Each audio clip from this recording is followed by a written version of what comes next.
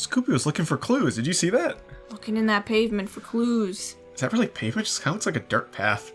It could be. Hello everyone, my name is Fabulous Fish. And I'm Scooby 101. And welcome back to Let's Play Scooby Doo 900 Frights. So, alright, you ready for an area that absolutely traumatized me as a child? Oh no. I was so excited. Don't scare me like that. Actually, well, we can go back there to that tower where that fish thing is walking around, although we need the ground pound to really do anything there now. Oh. So we still can't quite go there. Look, Donuts is gone. Oh yeah. And we got through here. Also, we can break the barrels with the helmet. He's gone. I wanted to show off to him, but we could do it now. So now we're headed to that fish cannery down there, Krusty's Cannery. Krusty the Clown. Fishy clues for Scooby Doo. Oh boy. Do? Actually, it's a question. Fishy clues for Scooby Doo? They're not sure.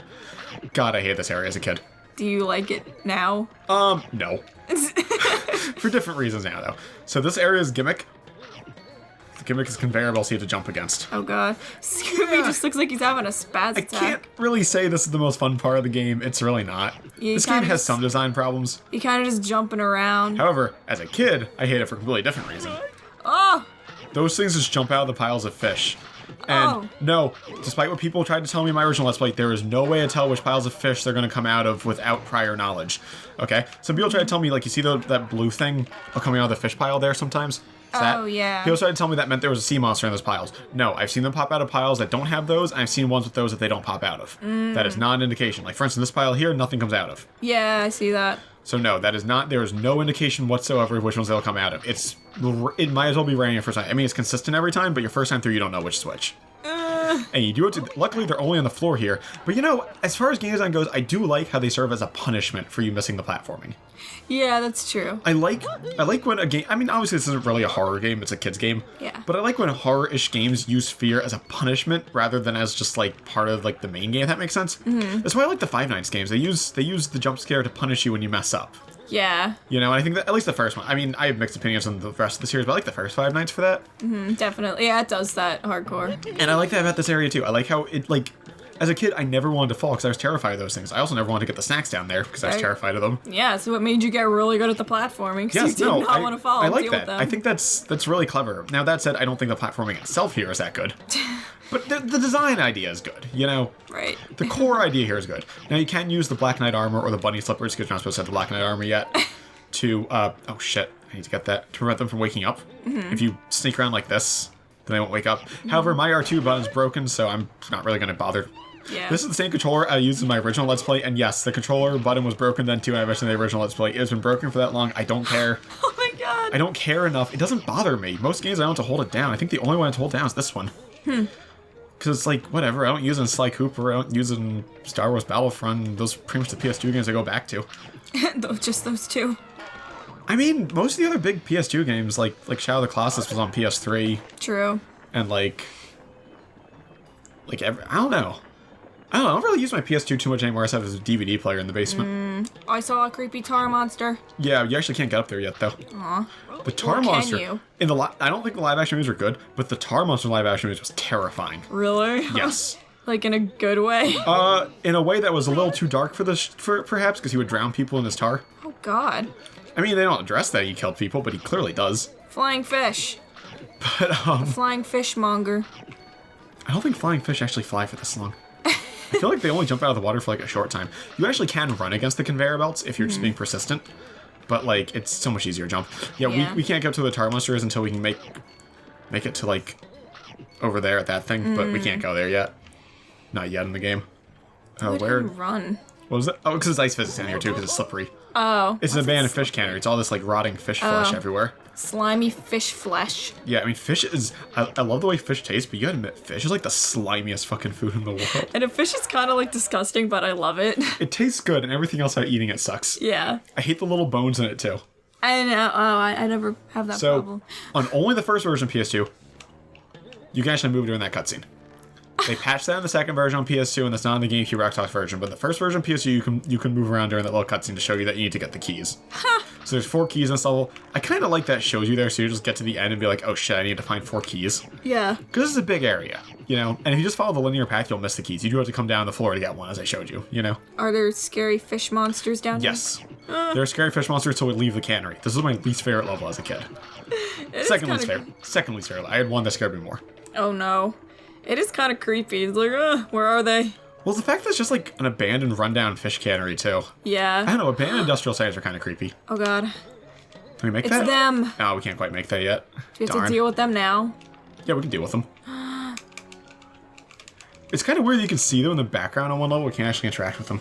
Yeah, foreshadowing, I guess. Is that thing gonna go up, or...? There we go. I think because I jumped on it as it was coming down. Oh. I had to, like, reactivate it. I know one of the keys is here. Don't worry, I won't kill the crab. Good crab. I won't kill the crabs. He's a good boy. No killing the crab, run. There we go. What are they doing up here? Well, I guess it's a fish place. Yeah, there's fish everywhere. I'm going to go down there later, but one thing that's weird about this level is that every area is divided in half down the middle. Mm-hmm. Like, see, there's like the big divider there. Oh, yeah. Ouch. Every single level in this, or every single room in this level is like, got that key. Don't worry, you don't have to just free follow the key. It is on the path if you like ride the moving platforms. I just wanted to be a show off. I actually didn't. I just got that by dumb luck. We'll just pretend that you planned for that to happen, though. In my first speedrun of this game, I did plan for that to happen, and it worked. Oh, wow. Which is impressive, because my first speedrun was the first time I played the game in, like, a decade. Oh, there he is. Dead. Oh, man. He just, like, flops over. The monsters in this game really aren't a threat. Yeah. That's one thing I have a problem with. I think Battle for Bikini Bottom does that better, where the monsters are so easy because it's a kid's game, but, like, some of them have, like, legitimate challenge, the robots in that game, but... Yeah, that's true. Like, I can think of a few of them. If I had one criticism for this game, it's... The platforming is fine difficulty, although sometimes the platforming can be a little artificial with its difficulty just due to bad camera angles. Yeah. But, like, the platforming overall is well balanced. If you just had camera control, I don't think I'd have too many problems with it. The enemies are way too easy, though. Yeah. The enemy design in this game is, like, pathetic. Except for those fish. They're just annoying, though. The flying fish? The flying fishmongers. Oh, I think they're cool. I like them. I love the way they look, so... Yeah, they're kind of cool. Who thought to put wings on a fish? I mean, flying fish are a real thing. They are? Yeah, they don't actually fly through the air. They just kind of, like, glide out of the water for a few seconds. Well, I guess I could believe that. Scooby, he's just glitching around. Were there snacks down there that you... Yeah, there's plenty. I'm gonna go. Don't worry. Oh. I know how to route through this game most efficiently. Yeah, I figured. Just take my word for it. If I don't get something now, there's usually a reason. Yeah, you probably already know.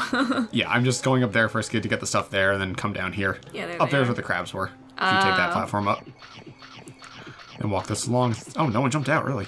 I guess there was no one in that big pile. I haven't seen anyone down here yet. That's because you had to go near the fish piles. Which I'm kind of avoiding. Though as a kid, I'd sneak around like this everywhere. I love how this looks in the ice physics. I know, it looks so ridiculous. Alright, up here. And then, yeah, that thing is everything for part 2. Part 2 is my least favorite part of these 4. I think it's like the least interesting. That one there. It's just kind of slow paced. Yeah, it's alright. This one, there's a massive skip you can do. When you get up here, if you just jump off the back of the platform, you land by the exit of the level. Oh my god. I'm actually gonna go down here because these snacks everywhere. Yeah, we see if I'm missing anything. Also, the fish clip outside of the wall. If you like hack the game to go out of bounds here, because there's actually a ceiling to this level. There's actually a ceiling with like windows you can jump through and get outside the cannery. And some of the fish piles and like the floor clips outside of the walls. I think it was on the last... I had a few hacking videos showing up this game. I planned to do one for every room in the game. I never got around to it, though, because I got caught up in other things, and Nicktoons Unite happened, and I'm like, I don't really think it fits on my channel anymore. I don't really think it fits with the way I do content now. Pre-Nicktoons Unite, my channel had, like, no identity. Yeah, you kind of had, like, a bunch of stuff. I had a bunch of stuff and didn't really have an identity to it. Yeah, I think that Nicktoons Unite really, like... Well, it started you on, like, co-commentary. Well, it definitely also started me on branding, too. So you can just jump down there and land at the end. It started me on branding, too. It was my first series with art. Oh, yeah. It was my first series I had with any kind of art, and you didn't want to draw it. You were mad when I told you to. What? You didn't want to. You were like, really? I have to? I'm like, yes, you have to. Well, I wasn't very confident. Well, that, and also the fact that that was not a good point in your life. Yeah, true. We don't talk about 2016. Hold on. Oh, there's nothing up here but health and a caveman. There's nothing up here but health and a caveman. I don't want that. Oh, camera! Alright, I don't like the auto camera in this game. Like, how did I miss that one? Oh, good, it goes back. Yeah, no, it does. It's just, the camera in this game is so frustrating. I don't know how they messed up something so simple. I know. I mean, I criticize every 3D game for the camera because very few games actually have good cameras. But, like, at least they try to make a camera. Like, this game was like, they didn't even try. It's just auto. What was Heavy Iron's first video game? Was it this? No, it was like Death of the King or something. Oh. I guess it wasn't a licensed game. It was like Revenge of the Damned or something like that. Sounds dark. Yeah, it was. It was M-rated. Damn. And then this was their second game. Scooby Doo. Well, they could reuse the horror, I guess. Yeah. But, okay.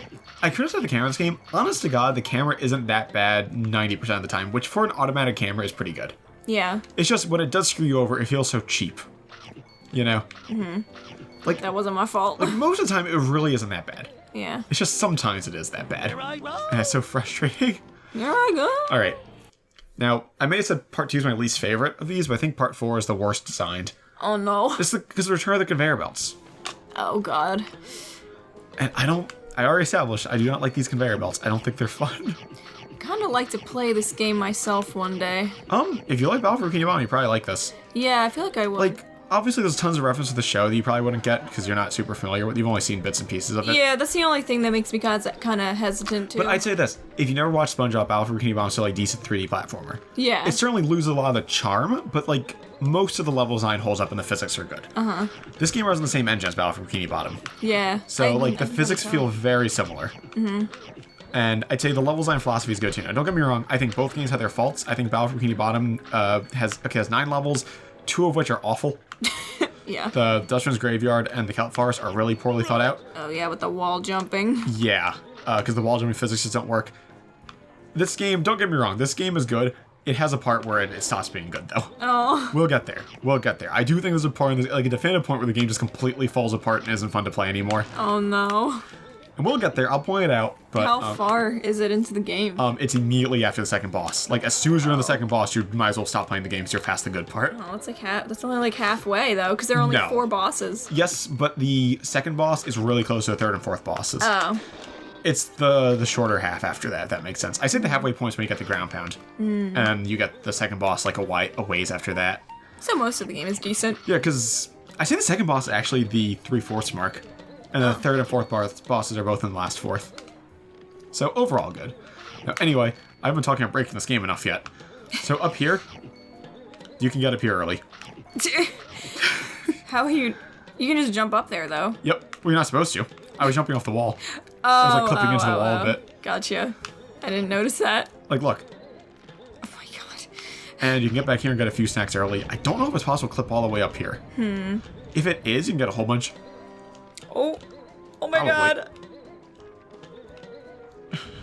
The fact that you can do that is so hysterical. It's probably possible to get up all the way. I've never done it myself, so I can't confirm that, but it's probably possible to get all the way up. I don't know. Finding those wall collisions is so, like, frustrating, though. Like, for instance, right now we're trapped in here. We had to find glitchy wall collisions to get out. Oh, yeah. See? Because you're not supposed to be back You're there. not supposed to be back here yet, so you're actually trapped back there, but you can glitch your way back out, so. You can't hold the game design at fault if you're stuck somewhere you're not supposed to be in the first place. Right. It's like, it's kind of on you. It's kind of on you for glitching back there. The game punishes you for breaking. It's like, how dare you? You're not supposed to do that. Well, actually, Battle for Bikini Bottom punishes you for cheating. If you use hacks at some points to try to get stuff early, it'll actually seal you into a few areas and like completely trap you. You have to use the pause menu to get out. Oh no. I know it does that in the Flying Dutchman's Graveyard and probably others. We were going so well without the screen jittering. Oh, Now it's doing it again. damn PS2. I know. Stop